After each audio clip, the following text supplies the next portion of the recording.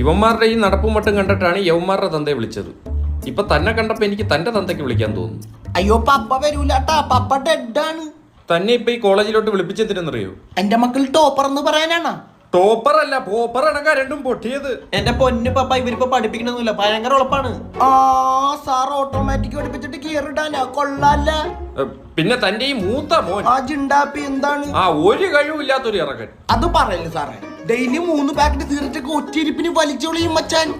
അബ്ദുൽ കലാമിന്റെ അവാർഡ് വാങ്ങിച്ച പോലെയാണല്ലോ താൻ ഇതൊക്കെ പറയുന്നത്. എന്റെ പൊന്നു സാറേ, ഇവന് അർബുദം വരാത്തോണ്ട് ഞാൻ തന്നെ അത്ഭുതപ്പെട്ടു പോയി. കൊച്ചിയിൽ എവിടെ? വൈപ്പിന്. തനിക്ക് ഇവന് എത്ര പേപ്പർ ഉണ്ടെന്നറിയാവോ?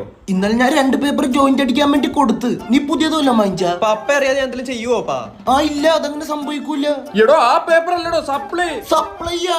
എന്റെ പൊന്നു സാറേ, ഇവന്റെ അടുത്ത് ഞാൻ പറഞ്ഞാണ് ഇവിടെ ഞാൻ സപ്ലൈ ചെയ്തോളാന്ന്. ഞാൻ അറിയാണ്ട് ഇവിടെ നീ സപ്ലൈ